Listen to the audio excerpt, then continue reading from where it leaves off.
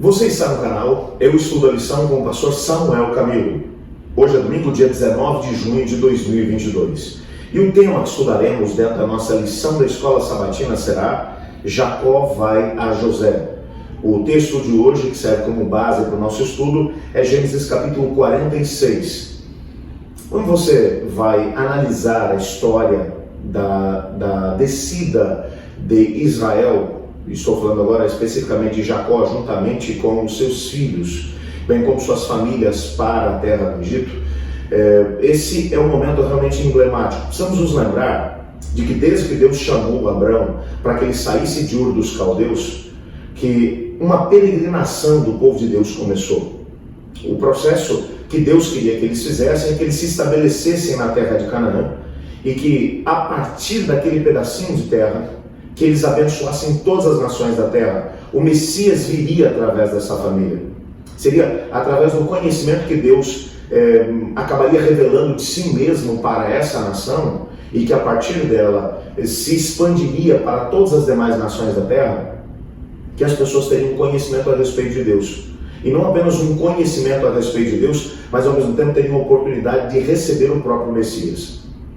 O Senhor Deus vai garantir a Israel que ele deve descer e que Deus desceria com ele, mas a promessa de Deus também é certa.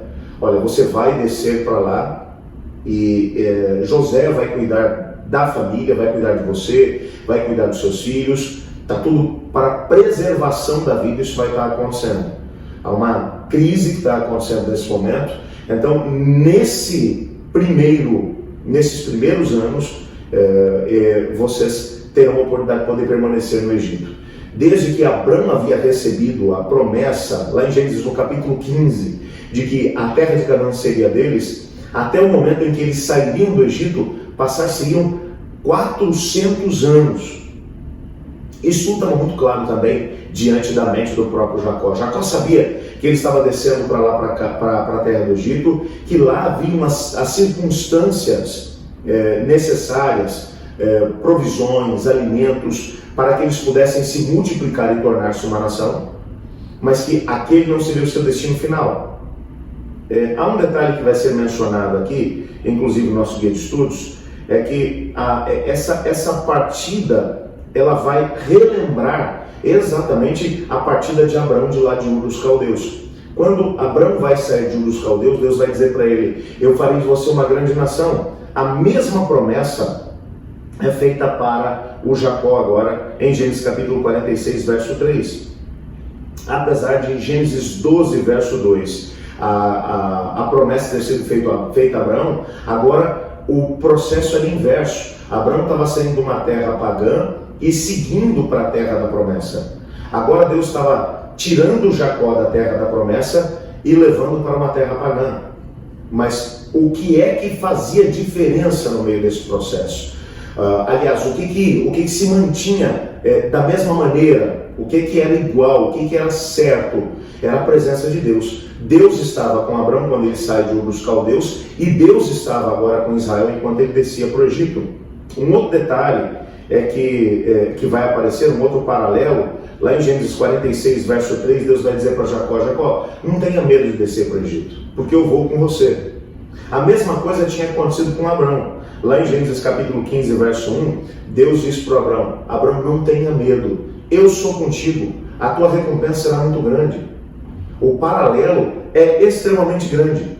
Ainda um outro paralelo aqui na história sagrada que vai aparecer aqui. Lá em Gênesis, no capítulo 46, verso 7, aparece aqui uma lista abrangente dos nomes dos filhos de Israel que foram para o Egito, incluindo as suas filhas. Essa mesma promessa, ou essa mesma listagem de nomes, vai aparecer em relação ao próprio Noé e os seus filhos, lá em Gênesis no capítulo 10. Logo depois do dilúvio, quando Deus estava para formar ou repovoar a terra através da família do Noé, vai aparecer uma lista de nomes. E nessa lista de nomes, lá de Gênesis capítulo 10, vai aparecer uma lista com 70 nações que representavam toda a humanidade naquele período pós-dilúvio. O mais interessante é que o mesmo número vai aparecer aqui em Gênesis 46, verso 7. São 70 pessoas que estão descendo com Jacó para o Egito. O que implicitamente no texto está sendo mencionado pelo autor é que a descida de Jacó para o Egito poderia, de alguma forma, colocar em xeque a história da humanidade. É isso que está sendo aqui apresentado. Por quê? Porque através da família do Jacó viria o Messias. Então, se alguma coisa não saísse da maneira como deveria lá no Egito, a história da própria humanidade poderia estar em xeque. Eu só quero te lembrar que Gênesis capítulo 10 e Gênesis capítulo 46 foram escritos pela mesma pessoa. Então existe aqui um paralelo entre essa ideia de números. A mesma estrutura vai aparecer. Gênesis 10, aparecem ali todos os nomes, inclusive até o número das nações que são 70, e lá em Gênesis 46, em relação a Jacó, aparece a mesma coisa, a listagem dos nomes, e o mesmo número vai aparecer, são 70 pessoas. O que Deus estava dizendo é que a história da humanidade estava ligada à história de Israel. É claro que, em outras palavras, por mais interessantes que sejam as histórias sobre as famílias, ou sobre essa família especificamente que vai descer para lá para o Egito, a semente de Abraão, e quaisquer lições espirituais que a gente possa tirar dessa mesma história, esses relatos estão na palavra de Deus, pois fazem parte da história da salvação da humanidade. São parte do plano divino para trazer redenção para o maior número possível de pessoas dentro do planeta caído. O texto não está falando apenas da família do Jacó. O texto está falando sobre a história da humanidade, porque a humanidade só poderia ser salva por causa de um descendente do Jacó, que viria através do desenvolvimento da sua família, que deveria acontecer lá no Egito. Isso é fantástico. É a maneira como Deus olha para todas as pessoas, independente da etnia, independente da sua cor, independente do seu credo, independente do que creem. O plano de Deus é para todas as famílias da terra. Isso tem que fazer com que nós paremos para pensar se nós hoje estamos fazendo parte do plano de Deus ou não.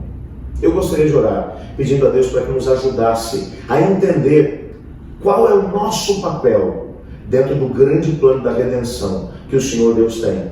Afinal de contas, o propósito continua o mesmo. Ele quer abençoar todas as famílias da terra. Vamos orar por isso. Obrigado, Senhor, porque em teu plano existe um lugar para todas as pessoas, inclusive para nós.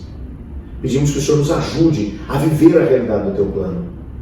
Queremos entender o que o Senhor espera de cada um de nós, para que possamos ser aquilo que o Senhor sonhou que sejamos.